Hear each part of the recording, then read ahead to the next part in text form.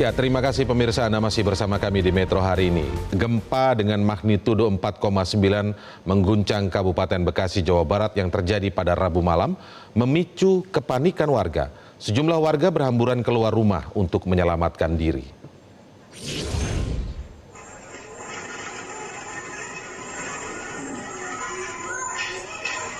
Seperti inilah pemirsa detik-detik gempa berkekuatan 4,9 magnitudo yang mengguncang Kabupaten Bekasi pada Rabu malam.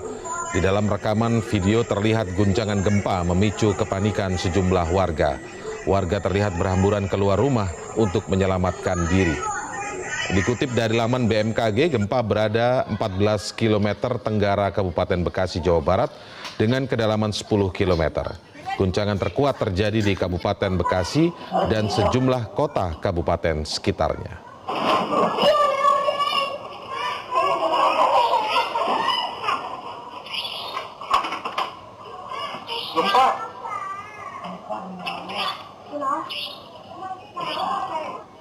Baik, kali ini kita akan coba bahas lebih lanjut mengenai gempa bumi dengan skala magnitudo 4,9 di Bekasi, Jawa Barat yang disebut dipicu oleh sesar Baribis.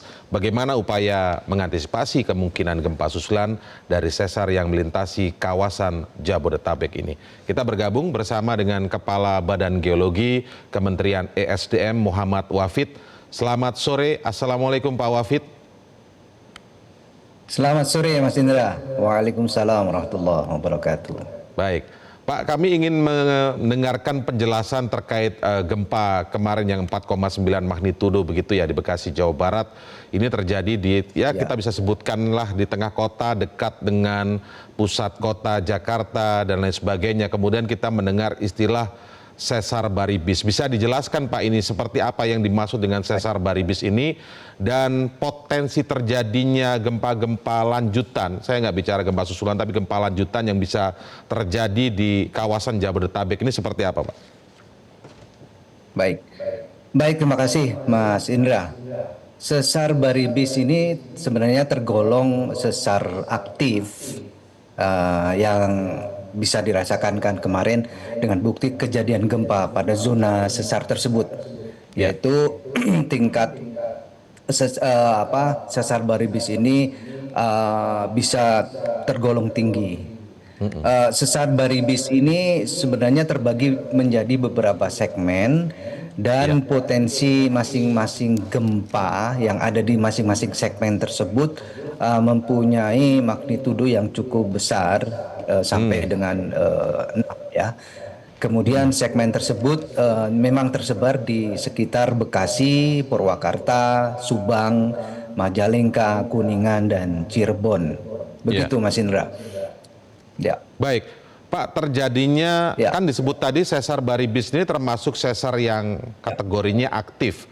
Terakhir itu apakah memang juga terjadi misalnya cukup besar juga, mungkin publik bisa diingatkan kapan Pak terakhir sebelum kemarin malam? Jadi kalau melihat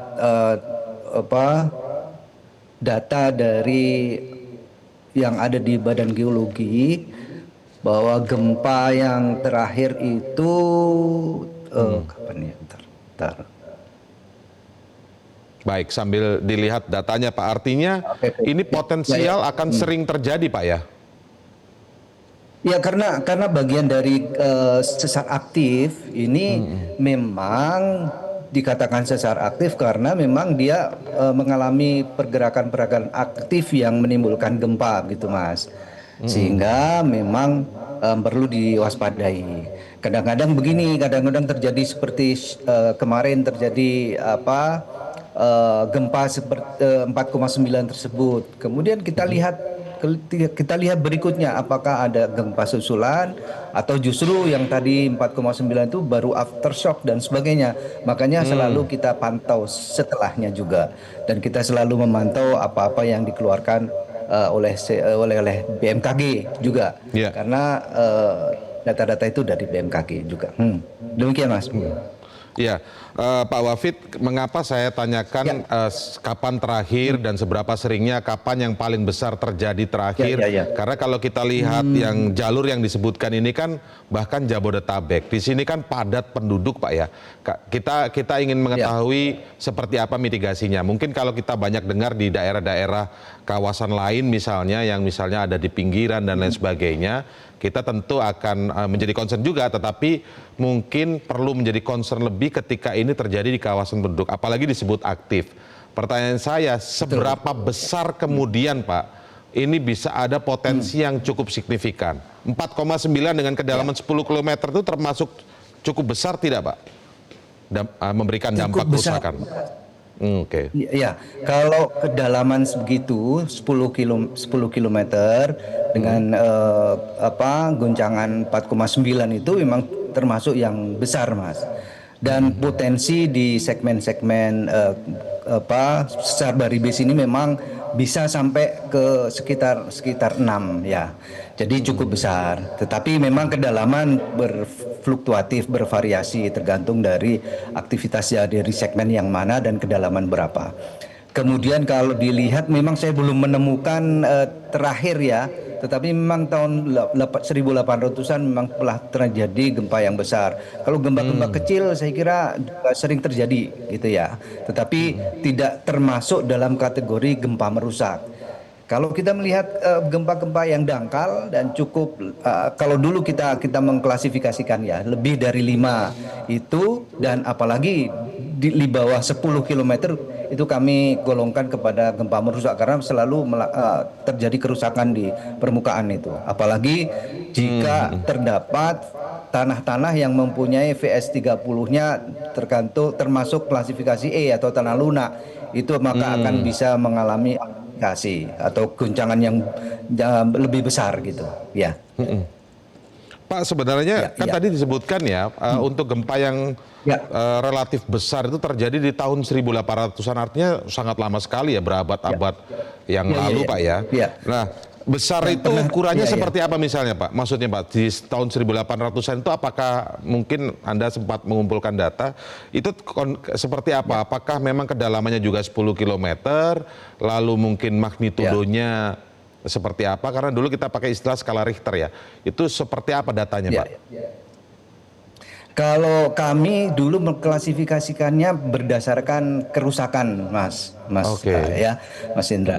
Jadi kalau lebih dari 5 skala Richter dulu ya, 5 itu biasanya bisa mempunyai potensi yang besar untuk menimbulkan kerusakan, apalagi kedalaman yang dangkal gitu ya.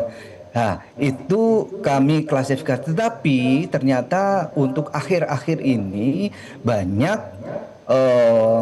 gempa-gempa yang kedalamannya kurang dari 10 km, bahkan 5 itu, tetapi di bawah 5 Richter, 5 magnitudo 5, sehingga kami juga mencoba mengklasifikasikan lagi nih, untuk mencoba mengevaluasi lagi.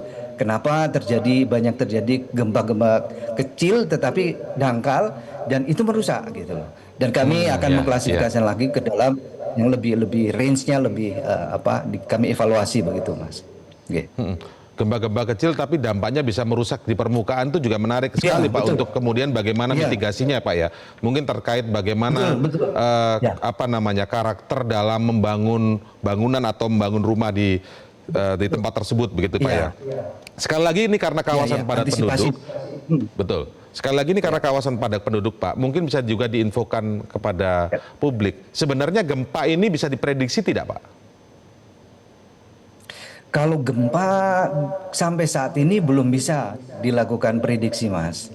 Ya, belum bisa dilakukan prediksi ya.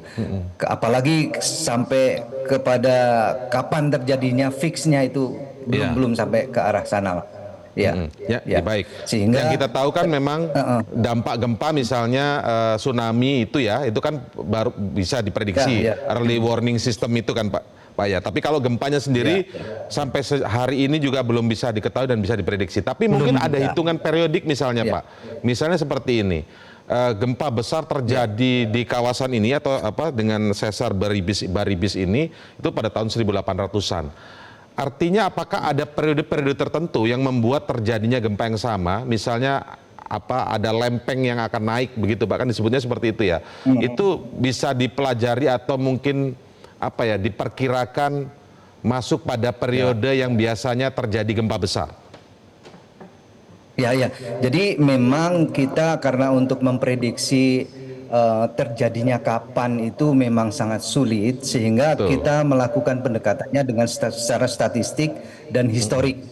Secara historik kita bisa mempelajari seperti apa sih sesar-sesar tertentu yang memang aktif di situ, recurrent interval terjadinya seperti apa. Nah, paling pendekatan-pendekatan seperti itu yang bisa kita lakukan. Kemudian kita mencoba menganalisis dengan PSHA atau probabilistik seismic hazard analisisnya seperti apa dari suatu wilayah ya. Wilayah mempunyai beberapa sesar, kemudian kita mencoba wilayah itu terjadi gempanya seperti apa nantinya secara probabilistik statistikalnya gitu, Mas Indra. Memang ada pendekatannya seperti itu, tapi tidak bisa memperkirakan kira-kira terjadinya di sini pada jam sekian, belum bisa sampai ke situ ya.